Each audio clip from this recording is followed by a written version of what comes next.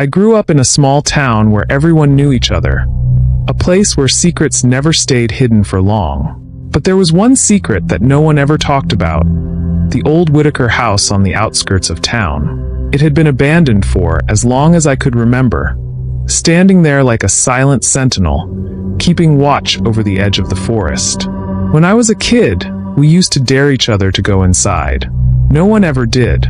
We all heard the stories, the whispers about the Whitaker family who lived there long ago, and how they just vanished one night without a trace. Some said they were murdered, others said they fled, but the most popular story was that the house itself had swallowed them whole. One night, out of sheer boredom and a desire to prove myself to my friends, I decided to go inside. I told no one. I wanted it to be my secret, something to boast about later. Armed with nothing but a flashlight and my phone, I made my way to the house under the cover of darkness. The town was dead silent, as if it too was holding its breath. The air grew colder as I approached the house, and the once strong beam of my flashlight began to flicker. The house loomed ahead, its windows like dark, empty eyes. The wooden steps creaked ominously as I walked up to the front door. It wasn't locked. It swung open with a loud groan, almost as if it had been waiting for me. Inside, the air was thick with dust and decay. The faint smell of something rotting lingered in the air, but I couldn't pinpoint its source. The furniture was covered in white sheets, yellowed with age. Cobwebs hung from the ceiling like ghostly curtains. I started exploring, feeling an odd mix of fear and exhilaration. The first room I entered was the living room, where an old, broken-down piano sat in the corner. It looked as though it hadn't been touched in decades, yet as I stepped closer, one of the keys played a note, a low, haunting sound that reverberated through the silence. My heart skipped a beat. I quickly shined my flashlight over the keys, but they were still, as if nothing had happened. I shook it off as my imagination playing tricks on me, and continued my exploration. The house was huge, with long, winding hallways and countless rooms. Every step I took echoed through the emptiness, amplifying the feeling that I was not alone. I found myself in a small bedroom, probably meant for a child. The walls were covered in faded, peeling wallpaper, with a pattern of little blue flowers. A single bed, made up with a dusty quilt, sat against one wall. A small wooden rocking horse stood in the corner, its paint chipped and peeling. I was about to leave when something caught my eye. A small, old-fashioned doll lying on the bed. It was missing an eye, and its porcelain face was cracked, but it was the way it was positioned that sent a shiver down my spine. It was as if someone had just placed it there, carefully, waiting for me to find it. I heard a creak behind me and spun around, my flashlight casting wild shadows across the room. The rocking horse was moving, swaying back and forth as if an invisible child was playing with it. I froze, my breath caught in my throat. I wanted to run, but my feet were glued to the floor.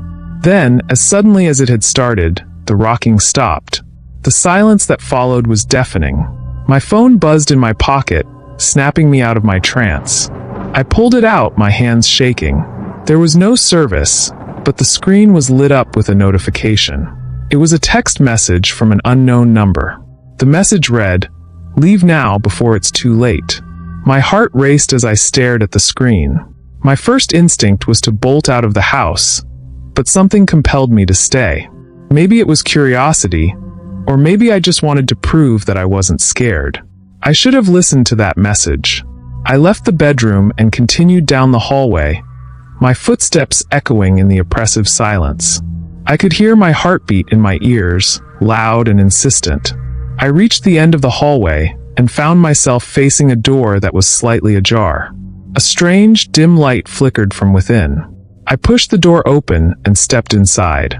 It was the master bedroom, and unlike the rest of the house, it seemed untouched by time. The bed was neatly made, the furniture polished, and the air smelled faintly of lavender. But what caught my attention was the large mirror on the wall. It was cracked down the middle, and the reflection it cast was warped and distorted. I walked closer, and that's when I saw it, a figure standing in the reflection behind me.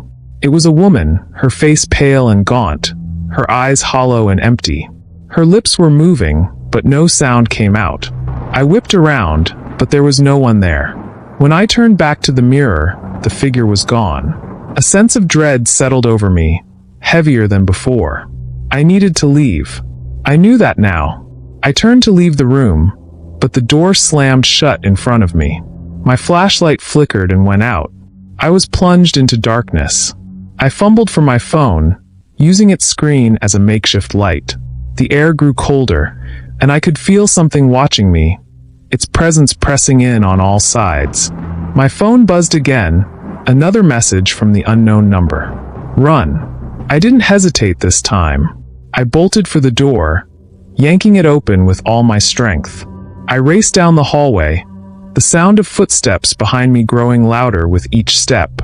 I could hear whispers, low and insistent, calling my name. As I reached the staircase, I felt something cold wrap around my ankle, tripping me. I tumbled down the stairs, crashing hard against the wooden steps.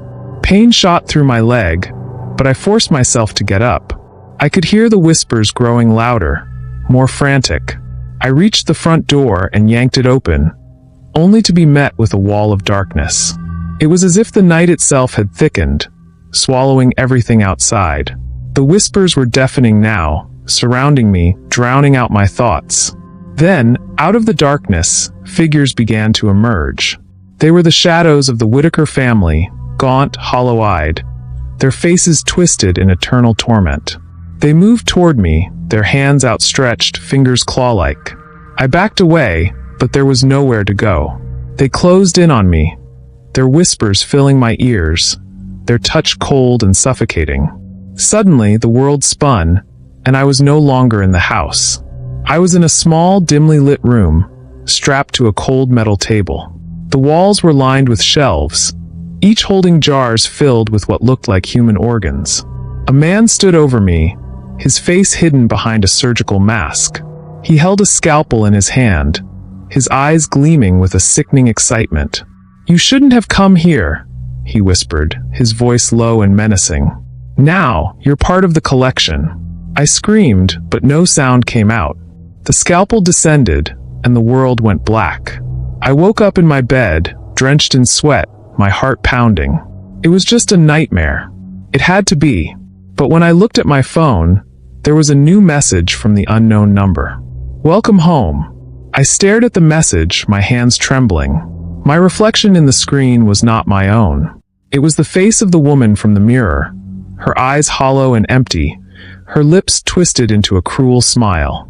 I dropped the phone and ran to the bathroom, flipping on the light.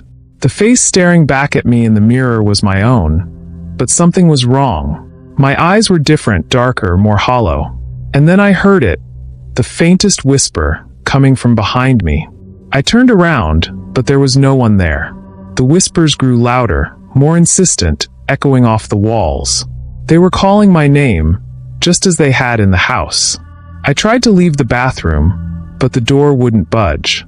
The whispers were everywhere now, filling my head, drowning out my thoughts. I looked back at the mirror, and there she was, the woman from the Whitaker house.